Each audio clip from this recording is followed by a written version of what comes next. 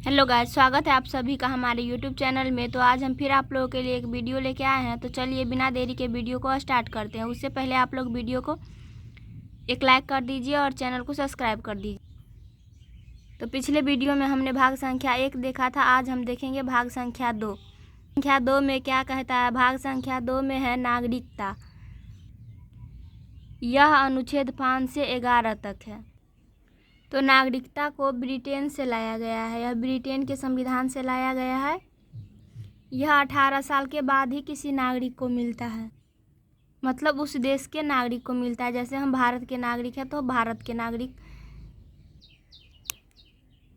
तो यह अनुच्छेद 5 से 11 तक है। तो अनुच्छेद 5 में है कि नागरिकता की परिभाषा है, और नागरिकता 5 तरीके से प्राप्त हो सकती है और 3 तरीके से रद्द भी हो सकती है। अगर हमको नागरिकता मिला है तो यह 5 तरीके से प्राप्त कर सकते हैं और 3 तरीके से रद्द भी हो सकता है। जैसे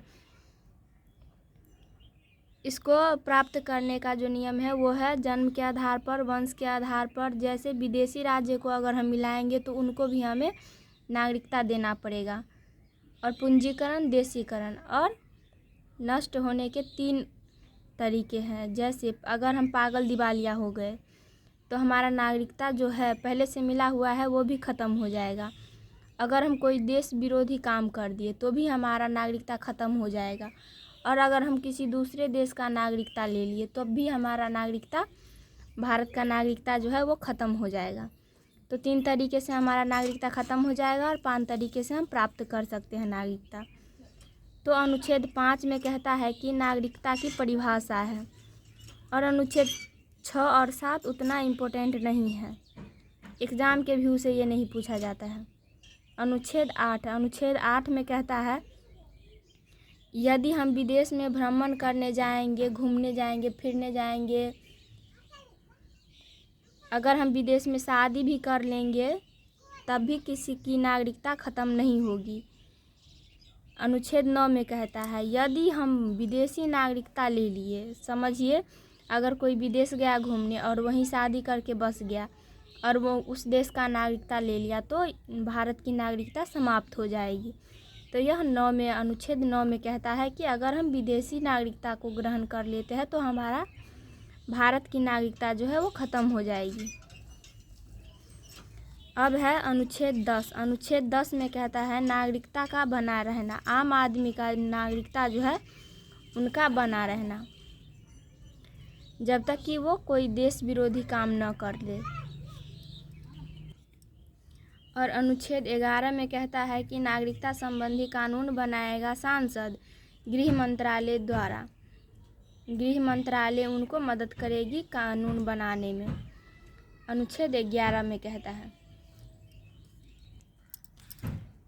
तो नागरिकता प्राप्त करने के 5 तरीके होते हैं, और नागरिकता ब्रिटेन से लाया गया है। जैसे जन्म के आधार पर नागरिकता प्राप्त करने के तरीके, जन्म के आधार पर, वंश के आधार पर, जन्म के आधार पर। जैसे जन्म के आधार पर पहले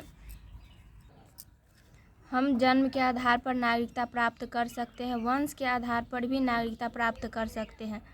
हम लोगों को वंश के आधार पर ही नागरिकता प्राप्त हुआ है। जैसे हमारे दादाजी को उनके पिताजी से, हमारे पिताजी को दादाजी से, हम लोगों को अपने पिताजी से, तो उसे ही हम कहते हैं वंश के आधार पर। और जन्म के आधार पर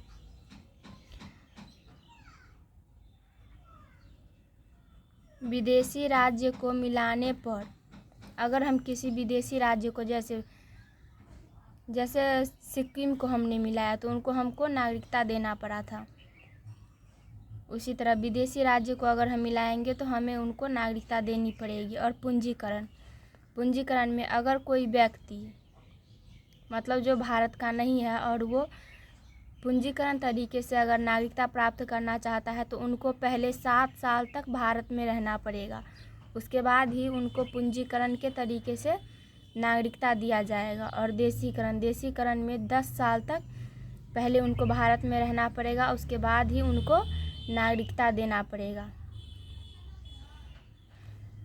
और नागरिकता 18 साल के बाद ही मिलता है। इस वीडियो में इतना ही, मिलते हैं अगले किसी वीडियो में।